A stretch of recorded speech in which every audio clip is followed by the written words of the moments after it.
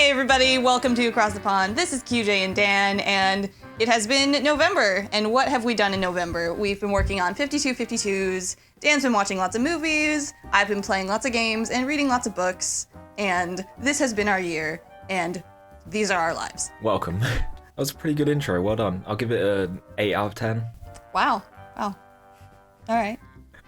Start it off 8 with out of just, 10 would intro again. crushing blow. Hey, 8 out of 10 is a pretty good score, to be honest. I guess. I don't know why you're acting like that's disappointing. Wouldn't get me on honor roll. Like I've insulted your honor. You said honor at the same time. Anyway, should we start with games or books? For me. Well, we always start with games. Do you not know the structure of it? We've been doing it for I feel like I could this is the go 11th watch our month old now. videos and you'll be like, we always start with games. We always start with books. And it'll be different every month. No. Wrong. Leave in the comments. Do we? We always start with games every time. There was one time we did it in the other way around, and that was just because you did it the wrong way around. Well, all right then. We'll see if that's valid. We're starting with games then? Yeah, like we always do. Okay. Garbage. I finished Luigi's Mansion on GameCube, and it's excellent. It's a really good game. Still, it is not as amazing as Dark Moon, but an amazing game in itself. Awesome. I'm glad you enjoyed it, because I love that game. It's really fun. I'm realizing I love adventure games where you have to go around and like find all the secrets and like figure out what you're supposed to do next, but there's clues everywhere, and you know, I'm learning things that people who grew up with video games like have known their whole lives. Like there's never something in a room unless you have to use it. Like one room had a mirror and I was just like, what's that doing there? And I realized like that the mirror is showing a button that's behind me and I have to go push that. And so there's things like that, and it makes me feel so smart to figure things out, and it's so much fun. And Luigi's reactions are really fun, and the boss battles are challenging, but not horribly difficult, except the last one, which, screw that boss battle. I did it like 6 times, and I threw the controllers down like twice and had to leave the room and was like punching pillows, and I couldn't stand it, so I didn't finish it.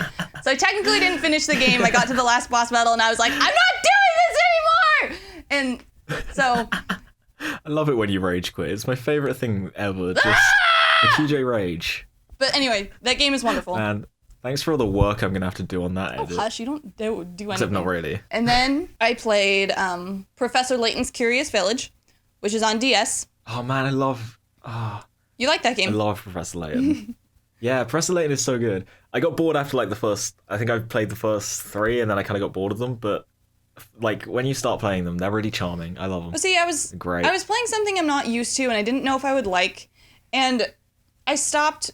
See, I don't know how far I got through the game. Maybe halfway, maybe 3/4 through, but I found myself not caring about the overlaying story and the mystery. But I love all the individual puzzles. So what I need is just a book of puzzles to flip every page and do the puzzle and not care about where the puzzle is getting me. And I have actual puzzle books. So it was just like me doing one of my normal puzzle books on a 3DS. So after a while I was like, I'm not playing this game for its purpose. So I kind of just stopped. And I would go back every now and then just to do a few puzzles. But I tried something new that I wouldn't normally have done. I just don't really like, what are they called? Visual novels. Fair enough, I'll allow it. I can't. I've tried playing Spiegel's visual novels before. He's in love with this friggin' weeb with his Japanese visual novel garbage, but I don't like them. 999s and his 0 time dilemmas and his Danganronpas and the Phoenix Wright Zero. Things. He loves them for someone who won't read a graphic novel when I put it in his hands. Yeah, and I'm sure the stories are great, but when I'm holding a video game, I want to play a video game. I don't want to read a video game. So, there you go. Yeah, I'm kind of with you. Although I don't know why I really like Professor Layton. I actually enjoyed the story, and I don't like story in video games for the most part, but I don't know, Professor Layton did it for me. The puzzles were fun, though. So yeah, so that's a game I didn't finish, but I'm counting because I tried something new, and that's the whole point of this project. That's fair enough.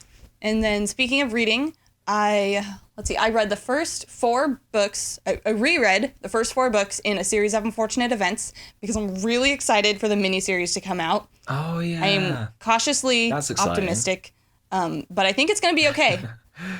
I'm excited to watch it. I mean, it's Netflix. When was the last time Netflix made something that wasn't, like, at least pretty good? I don't know. I haven't watched very many Netflix original series.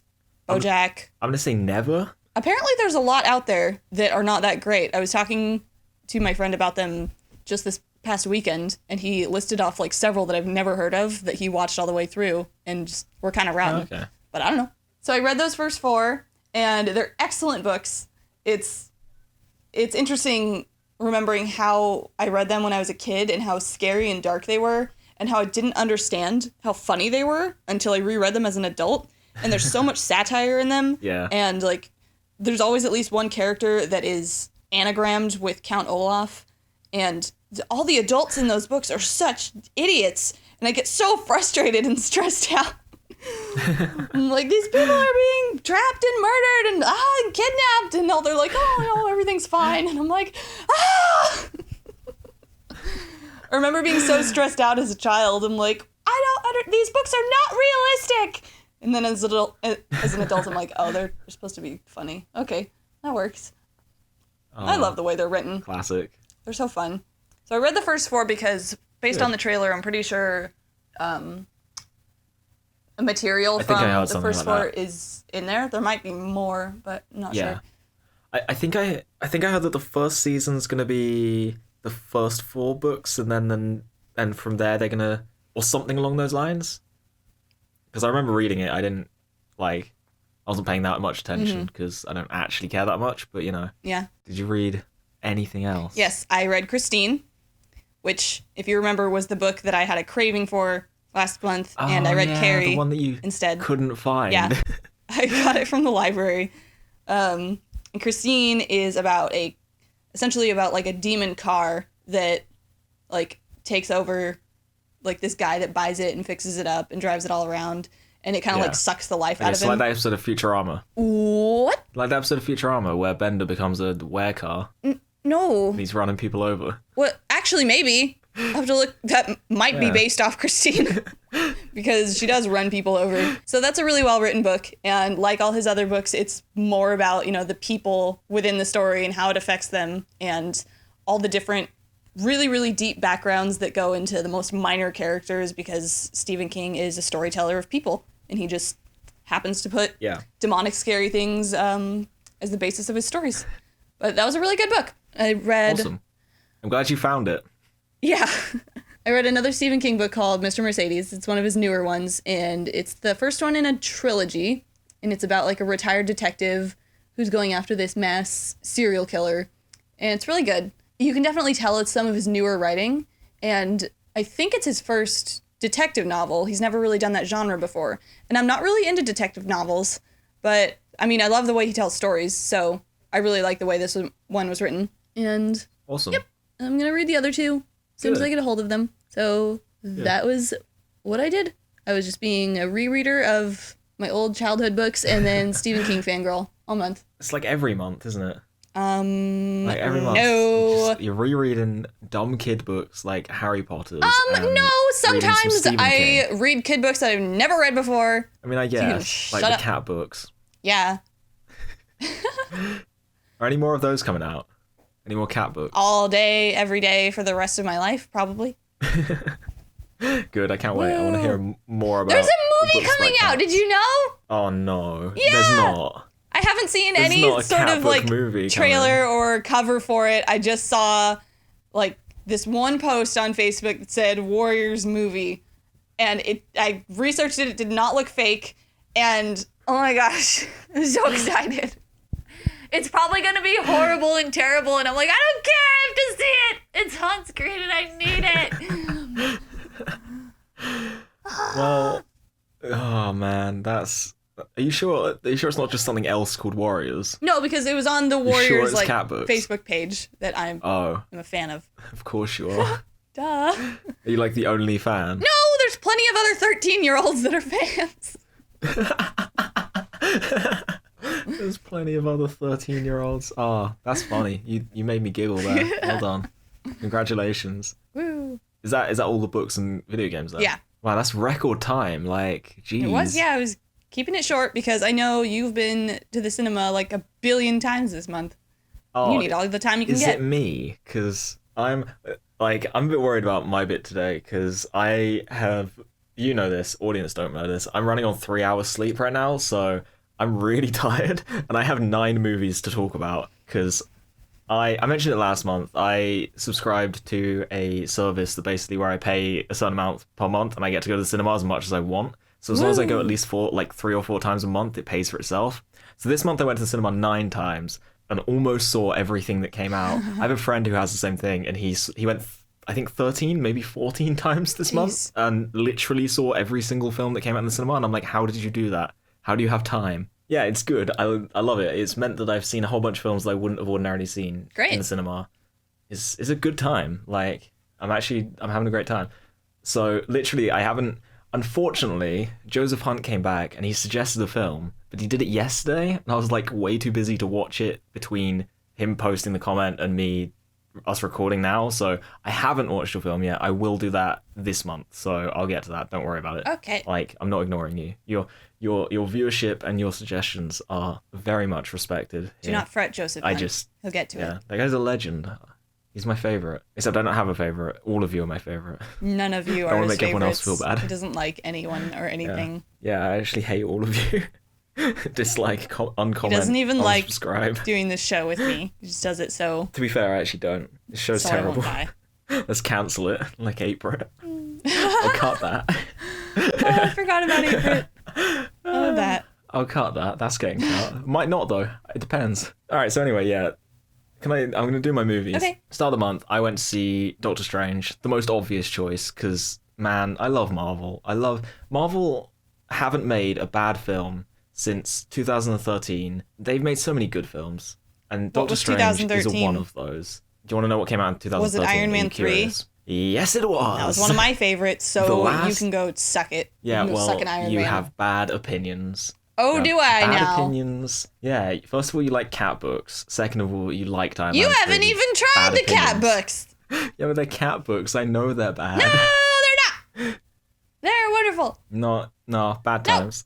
So anyway, can I go back to talk about Doctor Strange? Have you seen Doctor Strange? Yes, it was fantastic. I know, I love it, right? Like, Benedict Cumberbatch is so perfect for that role, and he's handsome, and I love him. Like, all of the CGI was like perfect, and I'm so on board with the CGI when it's used properly, and this film is like such a good example of a film that couldn't exist without CGI. Like, you could not do that with practical effects, and it makes me really happy.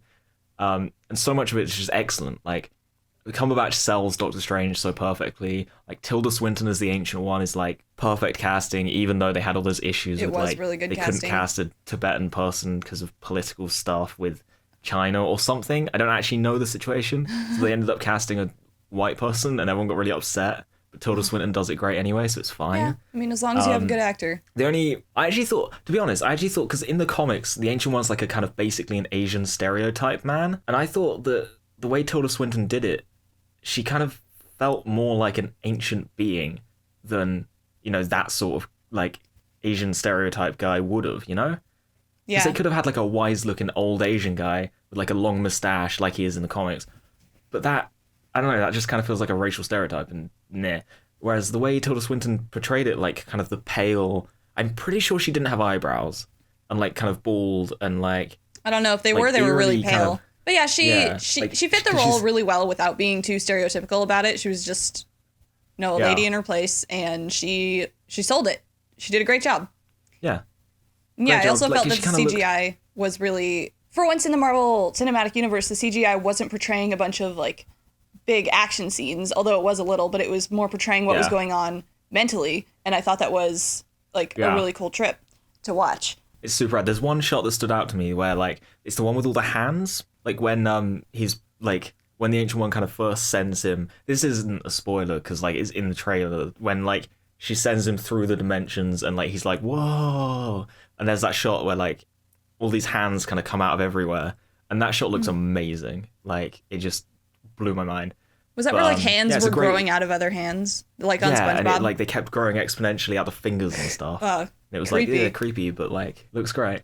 I think the only issue I have with this film is probably the story. It kind of is a bit play by numbers because it's essentially the same arc as Iron Man 1. Well, to be fair, but, like, most of the films are kind of a play by numbers because you kind of have to do that with superhero films. And that's the only thing that like, I feel sets them apart from other films Yeah. that are not superhero style. Although I would say the story is slightly lacking, but everything else kind of covers for it. Like, it's still an excellent film because of everything else. It like I thought the story was really the good. story's fine. I don't know. I just feel like for the most part, nothing really blew me away. There wasn't really, apart from that ending, and I'm not going to spoil it, but that end scene, the final confrontation, I really liked. I thought it was really clever how that works and how he wins at the end. I'm not going to spoil it. Yeah, it was really cool. know. As far as the fight scene goes, they made it, or whatever you want to call it, they made it really different.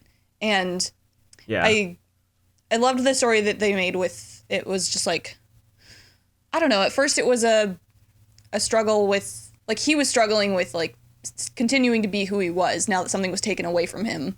And then he had to struggle with his own personal issues of, like, pride and vanity and all this other stuff. I don't know how to articulate why I liked it, but it was a good story. And I loved hearing Cumberbatch not use, a British accent. Oh yeah, it was so weird at the start, and then you just kind of adapt to it. You're like, oh yeah, there we go, it's fine. Because he uses an American accent in August Osage County, but it's like a Southern accent. Okay. So this was just a normal, like, not even a New York accent, just like general America. And I was like, yeah. Oh, you're talking funny, but you're still so cute.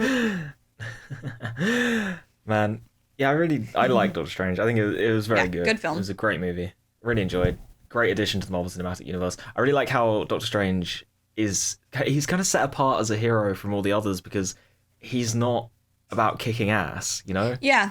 He spends most of the movie kind of not really wanting to fight. And he doesn't and wanting to solve it through other ways. Well, yeah, and that ties into the fact that he's a doctor. Like he said, he's like, I took an oath to do no harm. And I feel like Doctor Strange, the mystic, has that oath. Just like in the Civil War comic books, he's like, I'm not going to be a part of this. And he goes off to meditate in his little I love that. like heavenly nook. He's just like, yeah, bye. Yeah, he's like, I'm not handling all this. Sort this out for yourself. He doesn't have any personal villains. He's there to heal. Yeah, he's super awesome. I loved it. I'm really excited. You saw the end credit scenes, right? Yeah.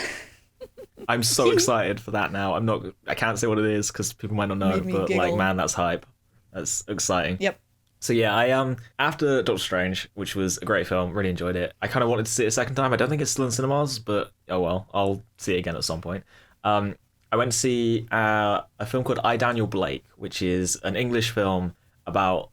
It follows a guy who he has a heart attack and therefore can't do his he's working as a carpenter and he can't do his job anymore because he's had a heart attack, and his doctors are saying like, you cannot go back to work, but he goes to try and get benefits from like the government benefit system to live on, and they're like, nah, our tests say that you could be working, so you can't have this.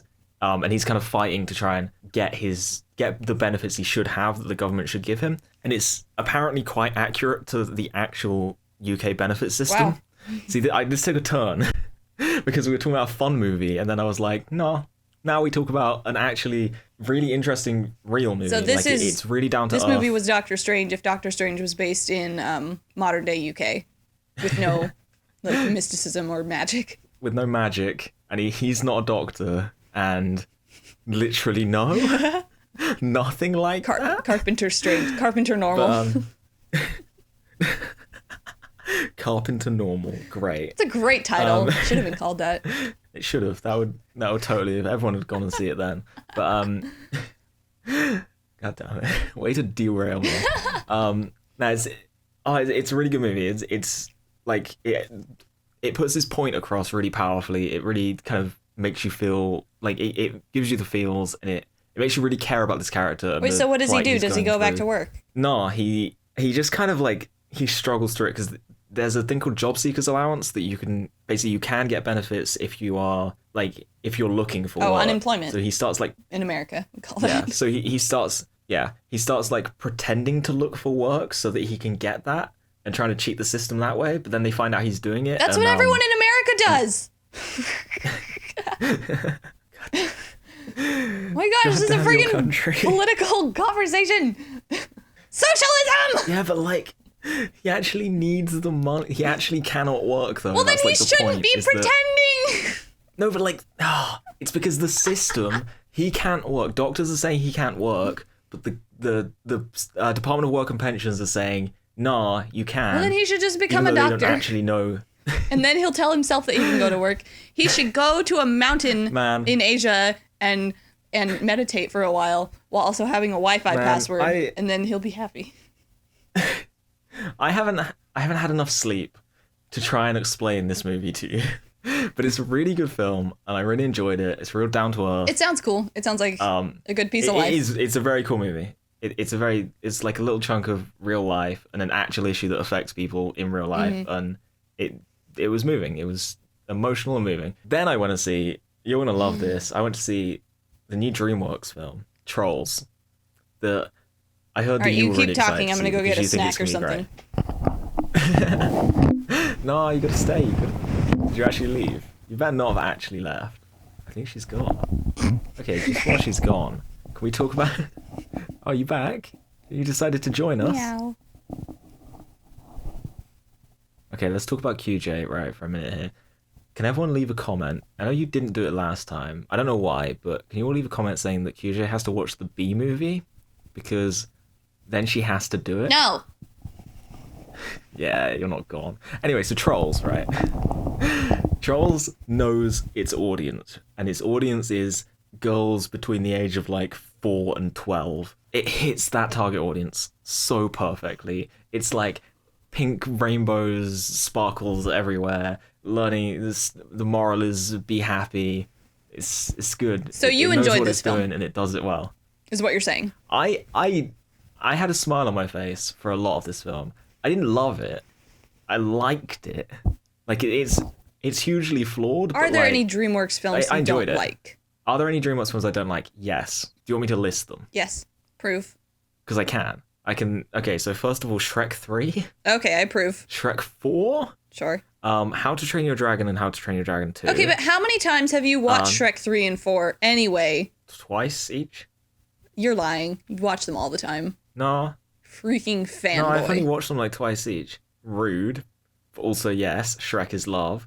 I don't really like Madagascar, and I feel like I wouldn't like the sequels as a result. There's a decent amount of DreamWorks films I don't like, okay? I still feel like you talk about them all the time, and you still go see all their sequels. You saw the Madagascar Penguins movie, didn't you? No, I want to, though, because it looks see good. what I mean? The trailers are good. Look, I like the penguins. They're the best part of Madagascar. Like, I'm sorry, the trailer looks good. Whatever. Anyway, so Trolls is aesthetically pleasing. It's like this big rainbow scape. It does this really clever thing, right? Where essentially the story takes place in two locations. There's the happy, fun troll forest where it's kind of safe, and then there's the Bergen town, and the Bergens are the people who want to eat the trolls. It's a whole thing. Don't worry about it. But when they're in the troll forest, everything is animated to look like it's made out of like felt and fuzz. So the whole aesthetic of the film during those portions have this really kind of safe, like, you're not going to get hurt here, everything's fine kind of aesthetic. And then when they move into kind of the Bergen town, everything's realistically rendered, and it's kind of got this, it's darker and it looks kind of scarier. Like, so it's this really good juxtaposition of these two locations. So when the story is like, oh, it's real now, these characters are actually in peril, there's this visual aesthetic change, and it kind of shifts to allow for that. And that's the best thing this movie does. The animators that were working on the visuals was a good team, and they got most of the budget. As always with DreamWorks. Hey, Justin Timberlake probably got paid quite a lot to make that soundtrack. And it's a good soundtrack. They were probably like the only people that wanted to pay him anything nowadays. Rude, but also probably true. I don't actually know what Justin Timberlake has done in the last... Well, apart from Trolls, what he's done in the last... I don't know, he was in Shrek 3, wasn't he? Oh, yeah, he was in Shrek 3. It's probably exclusive to DreamWorks now, and that's why he hasn't done anything else, because they won't let him. The worst Shrek movie. Anyone who says Shrek 4 is the worst can shut up and leave. Shrek I don't know if anyone would care enough to argue with you on that point, because no one likes any of those movies except the first two.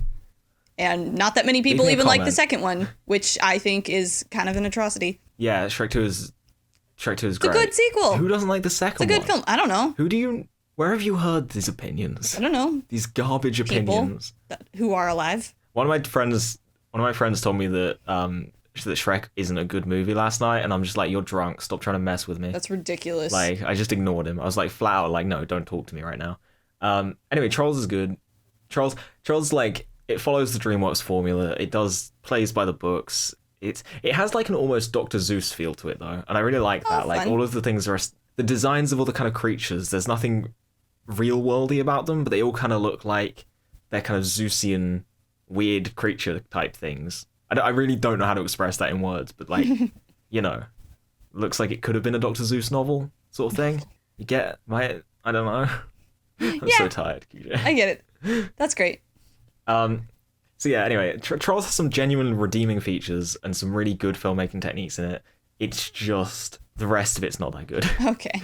So then I went to see a film called The Girl on the Train, which is about an alcoholic woman who gets involved in a missing persons case. That was made into a film? Oh yeah, it was a book. Have you read the book? No, I've heard it wasn't good. Oh, the film's good. I enjoyed the film quite a lot. Okay. Like, the film's really well shot. I know nothing about the book. I just know it was a book. But no, I really like the film. It's flawed, but like it does this really good thing. It has this really good use of perspective to kind of, because she's an alcoholic, you kind of don't see, like there are scenes where she's kind of drunk, so you don't see the scenes clearly. Oh, okay. And then it's kind of interesting. You get this kind of warped perspective on things, and then as the film progresses, you kind of find out what actually happened, sort of thing. Okay, so it was a good idea, even if it wasn't executed perfectly. Yeah. No, I think it was executed pretty well. Like, okay. Like why was it flawed? It was enjoyable. I don't know. It's just like not. It's kind of forgettable, I guess. Oh, okay. Like I was invested the whole time. Like the whole time I was watching it, I was enjoying it, but it didn't like blow my mind or anything. Like it was just a pretty good film. Okay, cool. Then I went to see.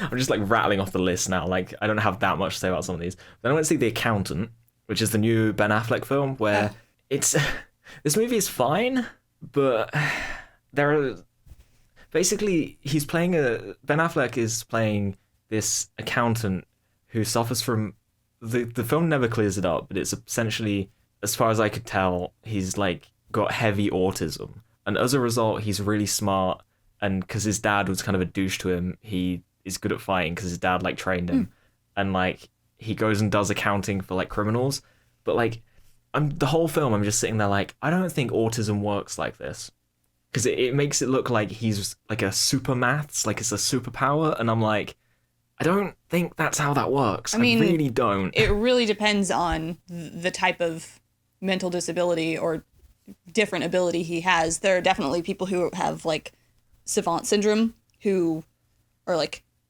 have like crazy things going on with their brains and have like really, really weird memories and can do math like exponentially better than anyone with a typical brain can. So I don't know. Maybe that's it then. Can someone who knows something about that sort of thing go and see this film and tell me how accurate it is? Because I really like. And it might not be autism. It might be something else, because that's only a. No, I'm pretty sure they say. Oh. I'm pretty sure they say it's a form of autism at some point in the film. Savant syndrome is autism. Now that I think about it. Anyway. It might be just somewhere on the spectrum, or the film might have just mislabeled it or something. Yeah, just so maybe they were just misrepresenting people it. know what. I don't know. Yeah, I don't know either. But that otherwise, the film's pretty fine. It has some good points. It has some, like, the story's kind of clunky a little bit, like the way it's told. It stumbles a little bit sometimes, but overall, it's pretty fine. It's pretty okay. What was the it's what was the amazing, point of it? What were they trying to do? Like, damn, I actually. Were they just trying to be guess... like, look how interesting it is that this person who's got a different brain can do all these things? Because he kind of that story can be told and it's fine, but sometimes it's sometimes it's told it's well. like the idea that he starts doing this kind of case and he cannot drop it and he becomes kind of fixated on it, and it ends up being like, you should have just watched A Beautiful Mind with Russell Crowe. All right, I will.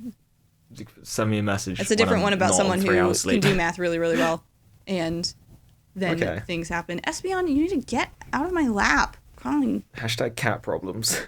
Ugh. Good. So, anyway, that was a movie. Speaking of cats. What? Are you still there? Yeah. Or have you just died? Speaking of cats, since Espeon's just interrupted us rudely, I went to see a movie called A Street Cat Named Bob. What? Which...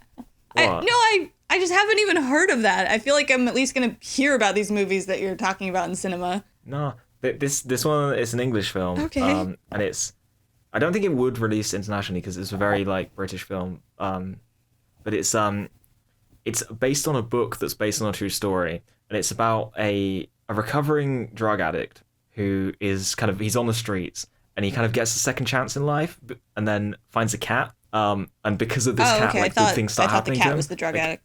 Like I thought this was a cartoon about like cats being all humanoid. Man, that would be really fun. I'm not really interested anymore. Not that Disappointed. Case. Well, no, you'd love this film because he's kind of building his life back up, and it's all because of the cat. Like, because he starts busking, and like the cat sits on his guitar and it like sits on his shoulders while he busks. Oh. And everyone's like, as in like you play music on the street and people give you money. Oh, I've never heard that term. Do you know so like, and he like people start paying more attention to him and helping him get on his feet because he's got this cat. Oh. And the cat is adorable. Cats make everything like, better. There's so many shots where like he's playing guitar and the cat is just like perched on his guitar, and it's so cute. But like it's this really good kind of emotional roller coaster because it follows this guy through just some really tough times and this whole journey of like going from, being on the streets and being addicted to drugs and then basically sorting his life out, fixing everything and turning it around. And it's like this really feel good story. That's nice. That is apparently based on a real story of a guy who did go through this and is now like actually has money because he sold a book and then sold book rights and like donates and helps to charities and stuff. So it's really nice. Wait, it's so a nice is it film. It's really pleasant. Is the title supposed to be a play on words with a streetcar named Desire? Maybe. I don't know. The cat's called Bob though, so like that's Bob. Maybe. It's funny. I don't know. Like maybe that's what they're doing there. I don't know. So then, let me tell you a story, QJ. Okay, story time. So, story time. I'm at a party, right? Right now? I've already had 2 drinks. No, not right now. Obviously, I'm prefacing the story. This is the setup, right?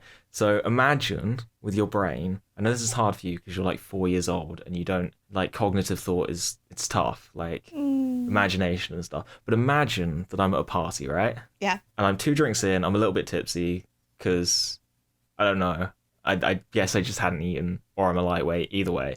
One of my friends is like, hey, we're all going to leave early so that we can go to the midnight premiere of Fantastic Beasts and Where to Find Them. Do you want to join us? So I say, yes. And then I keep drinking. Okay. So I kept going and I got pretty wasted. And then I went and saw Fantastic Beasts and Where to Find Them. And? While I was still drunk. What did you think? And, okay, so hilariously, I actually managed to follow the story pretty well, even though I was really drunk. Because everything's funnier when you're drunk. The first, like, essentially, okay, as far as I can tell, like, that film, 2/3 of it, when it's being Fantastic Beasts and also finding them, right? Yeah. The film is really good.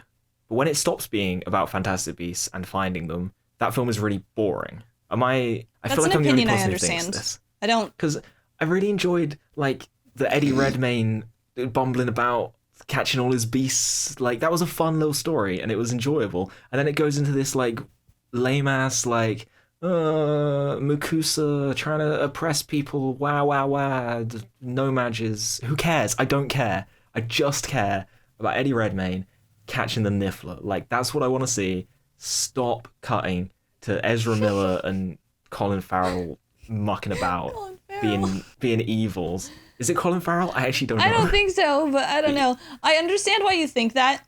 I think, I thought the movie had a lot of good story in it, but it didn't do a very good job of telling the story because I think they were trying to fit a lot of content into a short movie. And the movie was normal length, but they were trying to fit too much content into it. And I thought the content itself... They were trying to fit 2 films into it. Yeah, I thought the content itself was good. Yeah. It just could have been told better, which I don't know why it wasn't because apparently they're planning on making 4 or 5 films. But what I think was J.K. Rowling sat down to write the screenplay and she was like, okay, Newt Scamander, like, running about, like, putting all his beasts all over, like, getting into trouble. And then she's like, I have an idea about this universe I've created and something else I can add and, like, bad things that can, like, have to be eradicated and people have to fight them. And she's like, I have to put this in this movie. And then she tried to mix it all together and it didn't mix very well. But I still I still liked it. Or Warner Brothers told her to make sequels. I'm just throwing that one out there. Well, I'm just talking about the story that was in the first one. No, I get the feeling that it was originally going to be it was just going to be the fun story, and then Warner Brothers were like, you need to make sequel hooks though, and then she had to kind of wedge. I feel like that was the motive for wedging all the other stuff in. Well, I felt like I felt like they hooked the things that she added that weren't Fantastic Beastie, hooked better into what I already know about the Harry Potter universe. Like, see, as someone who doesn't care about the Harry Potter universe, I just. Whoa, what? Did Discord just like, because you just went silent? Yeah, so did you. You were saying. Well, I just said that like, I instantly forgot what I just said. Man, I am so exhausted. You don't care about the Harry Potter universe, and that's fine. Oh, but yeah, that's I what I like said. felt a lot of connections to it. I feel like she just can't stop creating things. Like, she is lost in her own rabbit hole and constantly creating things about this universe, and it's eventually going to come to life. Yeah. It's starting to come to life a little bit more in these films. But despite that, yeah. what was I going to say? The film was a little bit two-toned. Like, there were a lot of, like, happy-dappy fun moments, and then mixed with a lot of darkness and a lot of, like, sad. And it was okay. I still really enjoyed it. I felt like it could have been better if it was cleaned up a little more. But I loved seeing all the creatures that I, read about when I was a kid and recognizing them on stage, or on screen. Yeah, on stage. It's a stage play. Did you know that? No. They broadcast it live in cinemas. They just keep doing it for every showing. Wow, they were really good costumes and really good puppets. I know, right? Good sets.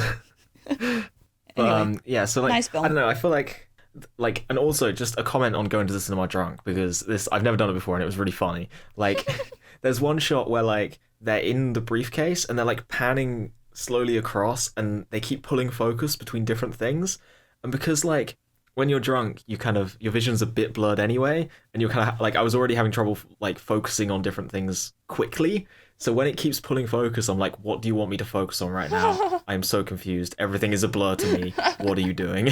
And I must have missed so many like really cool looking effects just because I'm like, I don't know what to focus on right now. And then like there's a shot, when they do that dramatic shot thing where like the camera kind of does a 360 around a character. Yeah. Did you get dizzy? Like as they walk, they did that, and I was just like, I'm gonna throw up. I feel nauseous right now. But but another thing I wanted to like, say was that I liked that it went back in time, back into like the 20s, and I liked seeing the different I thought that was really cool. Historical things, not only about how they went from England to America, and you learn like the differences they have in the laws and like the words they use. But how like Newt Scamander mentioned how like back then they still couldn't like magical and non-magical people couldn't like be friends or get married, and they had old antiquated laws. And I'd like to see if that kind of thing like continues to take place in the sequels and like maybe starts to change throughout, how further into history they decide to go. I think that'll be cool. I like that input. I think I read somewhere they're going to keep jumping forward in time. Like, they're not going to take place directly after each other because they're going to have to get to the Dumbledore-Grindelwald fight. Spoilers? Yeah. Is that a spoiler?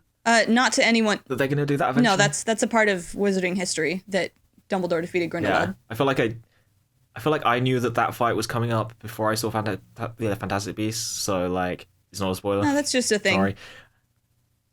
Okay, I am actually going to do some spoilers real quick because I have a few points about the ending of this film that I want to make before we move on. Before I go into spoilers, though, can we just talk about how the Niffler is like actually the best part of that film? So cute! I love him. He's a little Niffler. echidna. He's so good. Why is the whole film not just him? Spiegel really didn't like the Niffler because he always pictured a Niffler as like a little schnauzer. But I loved him. I thought it was perfect. I loved it. I thought it was so cute. And like that shot where he's like in the window of that like shop, just like reaching over to try and grab something, and Newt just kind of looks at him like, you. It's great. But okay, so there's gonna be a timestamp on screen if you haven't seen Fantastic Beasts and Where to Find Them, or if you haven't seen it and you care, go to that timestamp. If you have seen it or you just don't give a crap about the ending, keep listening. Who cares? So, the ending, right? You know that moment where they have a Scooby-Doo and they unmask Grindelwald, right? That was terrible because they do not show Grindelwald at any point in the film, and then they just kind of expect you to recognize him. You can't Well, Scooby-Doo that's why they said unmask someone. that's why they said his name though. Yeah, like 5 seconds after, there's like a pause where, like, for dramatic effect, where like the film seems like, it feels like the film is like expecting you to be like, oh, that's Grindelwald. But I mean, I got it because I knew that Johnny Depp had been cast in that role. See, I so didn't. I was like, oh, that's Johnny Depp. I saw him and I was like, why is he here?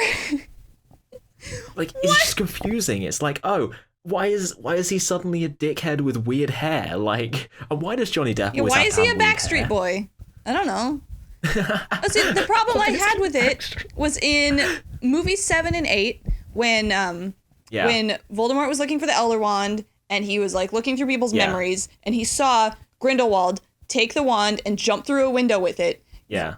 That kid, it was a specific actor who was playing Grindelwald. Why didn't they use him? Yeah. He doesn't look anything like Probably him. because he's older now. And if you put Johnny Depp in your film, people might go and see it. I don't know. His hair wouldn't have changed that much. It was like long and flowy. Yeah, but I guess they wanted him to have... Johnny Depp was probably like, I need to have hair that makes me look like the biggest dickhead in the history of anything. Guess. But also, with the ending, second point, that was such a Deus Ex Machina anticlimax drivel. Like, oh my god. Well, Like I said, it wasn't very good storytelling. That whole ending just felt like such a waste. It was like, okay, so you've built up to this, and like the whole final act to me was like, okay, so you've got a protagonist who is disconnected from the actual thing you're doing in this third act, because the Obscurus, Ezra Miller, he never meets Newt Scamander. So when those two meet in the finale, you're like, I don't care. This confrontation means nothing. Well, the way to me he's because they connected haven't is got any chemistry. by the girl he knew before who was also an Obscurus and died. Yeah, but we don't see any of that. Yeah. Like, none of the characters, apart from friggin', like, Scooby-Doo Mask Grindelwald, like, none of them have interacted with, like, the Obscurus at any point in the film. So when like, Eddie Redmayne is all like, oh, Grievous, or whatever his name is, stop being such a douche, don't kill everyone, it's like, I don't care. I don't care about the confrontation between these characters. I don't care about their clash, because this is two separate stories. Yeah, the ending was that I feel kind like of have been abrupt. forced together awkwardly. Yeah, Well, and like, the whole... maybe when she was writing it, she like didn't write an ending, and she just kept writing the story throughout the whole 5 films, and she's like, oh, I need a way to like pinch like these 2 movies Maybe. off and have an ending and then a beginning. So she like just rolled it up real quick. But yeah, I didn't feel like it had the cleanliness and like the right kind of like, what's it called? Just when everything comes together at the end that all the Harry Potter films did, because they had very specific stories that played out in a very specific way, and it didn't feel as smart. I don't know. Yeah, I just think it's a structure issue. I just think it's because it's two separate stories that are completely different in tone, that at the end just kind of get smashed together, like, in a really, to me, just meaningless way, and there's no... It felt there's really no weight easy. to anything, especially when... Yeah, Like the way it they just was like, released okay, the cool. Griffin, and they were like, "This is how we'll obliviate everyone." Like, I know Yeah. that it's a world of just magic, like, okay, cool. but when they take things and they're like, "Oh, it's magic, we can do whatever we want, so we'll solve Yeah. everything in this really There's no simple stakes. way," I'm like, well, a lot Yeah. of other things in these books and films have been done in a really intelligent, complex way that makes it believable. And so when you Yeah. take just, oh, magic fixes everything, then I'm like, oh, it kind of lowers the quality of the world. But Yeah. I just think it lowers the stakes and the weight of the story. It just means that when I watch the second film in this series, I'm just gonna be like, yeah, but they can just magic this better at the end. So Yeah. who cares? I don't. that's a problem I have one- with fiction and fantasy, is when the author's just like, oh, well, I'm the god of this world, I Yeah. can do whatever I want. Yeah. When there's just no stakes to the ending. One last thing, and I'm gonna no longer spoilers. One thing I did really like about this film is I like how they do magic without saying anything. I like how Eddie Redmayne just kind of waves his wand and like stuff happens. I like how they teleport about, because one of the things that annoys me about Harry Potter is all these superfluous, like, oh, we got to take a train, oh, we got a portkey, oh, this, and this, and I'm like, why don't you just do the teleport spell? Come on, you have a teleport spell, just use it. But Eddie Redmayne is just like, bam, bam, bam, teleporting all over the place. Love it. Well, he did have to take It's a great. boat I to loved it. America. Oh, there you go. That is a good point, though. Why is he taking a boat? Well, because you can Like- generally only apparate to places that you've been before, or that you are looking at. Oh, okay, that's fair. I'll allow it. Ha! I'll allow that one. Magicked. To be fair, you brought up that criticism. I wasn't gonna. Yeah, well, whatever. Surely they can use the chimney thing, though. Can't you chimney to America? What, you mean like Santa? What? Chimney? The chimney thing. Oh, flu powder. You know when Harry's in the... Yeah, when he's in the chimney and he's like, diagonally, and then like he's a dickhead and he says it wrong. Well, the flu network in America is probably not connected to the flu network in Britain. Why not? Just connect it. Why should it? Well, because it's overseen by the government and it's two different governments. Because you're magic. And America and Britain are probably not allies. You can't use illegal magic. See, you'll go to jail and get sucked up by a cloak with a face. You're saying all these things, but at the same time, you can just release a Thunderbird, which is what that's called, I'm pretty sure, and just obliviate everyone. I'm sorry, what? More. A griffin? Nah, the bird thing. That was a griffin. The obliviate. Nah, that was not a griffin. That was not a griffin. Yes, it was. It was like a Thunderbird. He calls it a Thunderbird at one point. I'm pretty sure. No way. Comments. Sort this out. The bird thing or whatever. Like, you can be like, oh, they couldn't connect their flu network because this, and this, but they can just release a Thunderbird and obliviate Thunderbird is a car. Rebuild all the buildings with magic. Yeah, well, he did that in the sight of the president. I'm sure it was allowed. It doesn't mean anything. There's no stakes at this point. Like, if they can do in this film, they kind of screwed up the whole, like, we can do whatever we want thing. But I'm talking about in general. Yeah, you're always pissed off that people aren't using their apparitions or their flu networks, and I'm telling you there's reasons why they're not allowed to do that. Like, Harry Potter's so inconsistent, and it makes me mad sometimes. Oh, you're ridiculous. Why they got ridiculous? That's a spell. I know that. See, Harry Potter. That's how you get rid of a boggart. They show up and they're like, "Ooh, I'm a spooky clown," and you go ridiculous. If a boggart showed up, what would it look like to you? Would it look like Shrek 4? See, I was gonna say it would look like a transphobic person.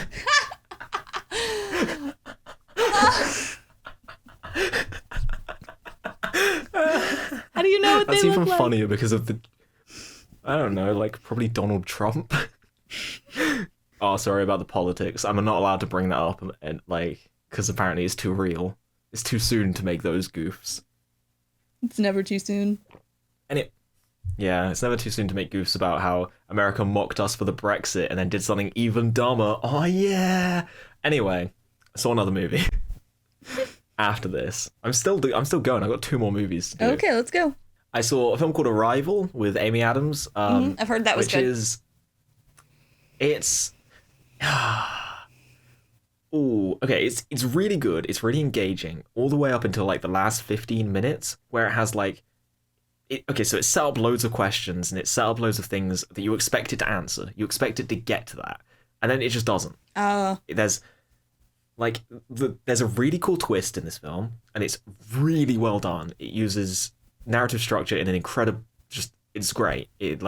It's really original. I didn't see it coming. I don't think you could see it coming. It's great. But then there's no aftermath to anything that happens. So basically, if you've seen the trailers, you know this. A bunch of aliens show up, and Amy Adams' character is a linguist, and she's brought in to help communicate with the aliens, because they don't just show up and be like, hey, we come in peace or whatever. They're just kind of making noise. And she kind of...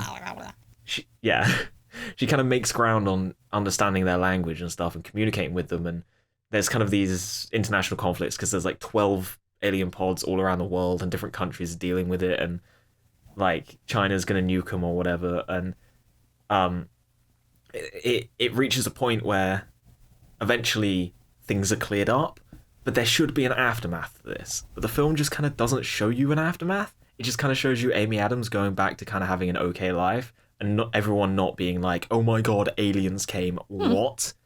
Like, the world just seems more or less kind of the same. They don't show any real... It's just confusing to me that this film just goes, oh yeah, that wasn't a big deal in the end. Whatever. Interesting. And I don't know, it just feels really anticlimactic. It sets up a few things. Like, okay, it does that thing where...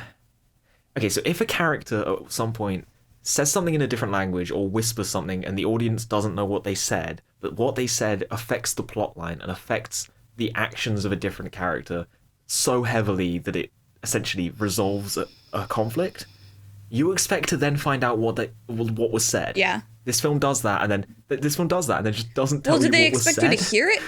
I can't stand when actors whisper. I can't stand it. No. I couldn't watch Battlestar Galactica right? because everyone kept freaking whispering into the microphones, and everyone's like, just put on closed captions. I'm like, I shouldn't have to expect to be using closed captions for a show where it's not necessary. Everyone's whispering the plot, and it's so annoying. Ah! The QJ rage is my... I love that, like, Chewbacca roar you do. It's always funny. I didn't know it was but yeah, like, no, she says it in Chinese, and I don't know if, like, I missed something, but, like, they just never explain what that was about. Like, and you're just like, what? What happened there? I don't... Explain to me this film. But, like, up until the last 50 minutes, this film is really engaging. It just kind of stumbles at the end, which is a shame. So the final film, the last film I saw, is called Dear Zindagi. It's a Bollywood film. I was just, one of my friends just was like, hey, there's an Indian film showing at 10:45 p.m. I didn't leave the cinema till 2. How annoying. But I'm glad I went to see it because it was actually really good. But because I don't know Hindi, right? I'm going into the film thinking it's called Dear Zindagi. There's going to be a character called Zindagi, right? Yeah. Wrong. No? Zindagi is Hindi for life. Okay. So the whole film, I'm like, when's Zindagi going to show up? And then they say it, and the subtitles translate it, and I'm like, oh, I feel like an idiot now. But it's a really cool movie. Basically, it sets things up at the start like it's going to be a chick flick, and it's kind of it makes you think that it's going to be about a girl kind of trying to work out her love life, but then it just stops being that. It that's just kind of the premise, and it introduces the character with that, but then it ends up being about her kind of trying to work out her life, trying to work out. Okay. She goes to a therapist, and it kind of makes the point of like everyone frowns on like upon going on for therapists, and like everyone treats mental illness like something we shouldn't talk about. Like it's this kind of like, oh, keep it quiet, like don't tell people if you've got something going on, like. But it makes the point of no, mental illness and physical illness should be treated in the same way. If you have to go to a doctor for something, go to a doctor for something. Yeah. Don't be ashamed of it. But she goes and she gets help, and the therapist is like this really cool, funny guy, and the therapy scenes are great because they're really uplifting. And she just kind of sorts her life out. Like she works out the roots of her problems, and they're slowly revealed, and you kind of get to see why she's kind of having these problems and having these issues, and slowly it's kind of revealed, and she works through them, and it's really good. Nice. Like it's a really nice, happy film. Great. And interestingly, in India they speak Hinglish, which is a mix of Hindi and English, so the entire thing is subtitled. But every now and then so you were like, I know that word. Yeah. No, every now and then I'm like, I know this whole sentence. Like sometimes they'll just straight up speak English, and I'm like, oh cool, I don't need to read like for the first 20 minutes I'm like, oh cool, I don't need to read the subtitles, and then they start speaking Hindi again. I'd panic and be like, oh no, I need to read it. But like after about 20 minutes I was just like, I'm just gonna not, and I'm just gonna read the subtitles even if I understand what they're saying, because having to flick back and like on and off of reading subtitles is really difficult. Like, so I was just like, screw it. It's like, I was gonna say it's kind of like Dances with Wolves, like constantly back and forth between Native American language and English. Okay. Yeah, it's cool though. I really liked it. There's some really interesting things that like Indian film does differently to Western film that I know, because I haven't really watched any sort of, I don't watch many foreign films, but like my friend was telling me that like they do real heavy product placement, and it's really obvious. Like there's a scene where she just like buys something off eBay, and it has nothing to do with the story. And then later on in the film, she just kind of gets a phone call from eBay, and they're like, "Oh, have you been enjoying our eBay services?" And she's like, "Yeah, they're great." But it's not like that. It's not like that kind of cheesy and lame, but it kind of fits. But it is pretty obvious. Like the eBay logo is like on screen. That's blatantly. Funny. I just nudged my mic. I hope that didn't pick up. But yeah, and my friend's just like, oh yeah, they do that. A film like this wouldn't get funded if they didn't do that. And I'm guessing that's different, because if an American film did that, they would get torn apart. Well, and they do. Like, do you remember Man of Steel? Do you remember Batman vs Superman, where I didn't see Batman it. drives a car that he wouldn't drive, and everyone flipped? No. Everyone was like, "Oh yeah, Man of Steel's an even better one because didn't they have like billboards for like 7-Eleven Well, or yeah, something?" the reason they That was- had that long fight scene was so that he could get thrown into several different Walmarts and Sears. Oh, that's because that's not even. I feel like those weren't even that like obvious. They were just kind of Oh, they were. background, like, were they? Yeah. Okay, it's to be honest, I've blanked Man of Steel. That film's really boring. Like, I was probably asleep while I watched it, but like, yeah, it's really funny. Like, there are some other sponsors, but I forgot when they were. But yeah, it's a really good film. I just thought that was really like, it was cute and funny, just because in in Western cinema, that would not happen. You would not get an eBay, just a really short scene of just, this is the eBay scene. They paid for this. But yeah, it's good. I really enjoyed it. I'm gonna try and go and see more like foreign films. Cool. Because I have one of my course friends is from India, and he's just like, you should come and see more films with me. And I'm like, yes. Awesome. Let's do it. So yeah, that is all of the films I have seen in November. Again, sorry, Joseph Hunt, I will get to your suggestion. I promise, I will do it. It's just I've been real busy over the past 2 days, and like, you got the suggestion in late. Got to get it in the start of the month, and then I'm guaranteed. Anything else in Get it in the November last few days. we should talk about? Anything else in November? I haven't really done much, apart from watch the B movie Again, on a loop. on a loop. Nah. Have you seen the YouTube video, the B movie, but every time they say the word B, it gets Yeah, faster? and it's like 7 minutes long. Yeah, it's so good. Oh, yeah. But again, I said this last month, right? If you would like me and QJ to do a 20-minute special episode where we talk entirely Not about the happening. B movie, leave us Not a comment happening. and we will No, do it. it won't will. happen. If it's so, No. if at least one person says they want it, No. we have to do Our it. friendship will be over, and our professional No. relationship will cease to exist. No more. Oh, you'll have to watch the B I movie. will not have to I'll watch. buy you a copy of the B movie for Christmas. No, you will not. And then you'll have to. I will watch throw it in the garbage. Let Toll Patch Throw it on the ground. chew on it. No, hilarious though. We're gonna be doing a Secret Santa, and if I get you spoilers, it's a copy of the B No, movie. it's not. Oh, it is. Nope. You can't control me. I You can. can't stop me. What are you gonna do? I can control you. Yeah, no, you I'm an can't. American. Anyway, so that's been across the pond. I watched the movies. QJ did some books and games, but no one cares I did about that do those part. things. You're all here for the movies. Like, come on. That's blatantly why you're watching this or listening to this. There's no video element. But yeah. Goodbye. Oh my god. What? Next month is going to be the finale. Yeah, next month is the Next end month is going to be the... of Forever. Yeah, never again. Not next year. No, I'll do it next year. Do you want to do it next year? Do you want to do 2017 across the pond? I guess. Meh, we'll think about it. We'll consider it. I'm gonna restructure. We know we're doing I think, it. For It's never gonna 2017. end. I'm not even gonna say it's a 52-52 next year. I have actually officially, I think, watched 52 movies now. Yeah, No, I've watched actually, 51. if I combine books and games, I think So if you I cheat. have like 53 or 55, but most of them are children's books. Amazing. I might try and get 60. I might try for 60 Okay. because We'll go for that 60. means 9 movies next month, and like next month I'm gonna see a United Kingdom, Allied, Moana, Rogue One, the film that I forgot the title of that Joseph Hunt suggested. That's 5 already. There will definitely be more. I will hit 60 by the end. Okay. This is What it getting is, to be yeah. a really boring And then- outro because we're just talking and numbers then- here. Everyone get hyped because for around New Year's or something, we're gonna do a massive episode of me ranking all of the movies I've seen this year. And it's gonna Alright. be amazing. And QJ's gonna get really mad. Well, you can get mad when You I are rank gonna all get- my books and games and I spend 10 minutes on each cat book and why it was better than the previous one. Or instead of doing that, we'll do a 20-minute episode about the movie. It's only a 20-minute episode. I don't rip headphone users. This has been Across the Pond. We are done talking. Happy November, everybody. Yeah, this has been Across Happy the Pond. Thanksgiving, Like, Americans. comment. With your real holidays about eating and nothing else.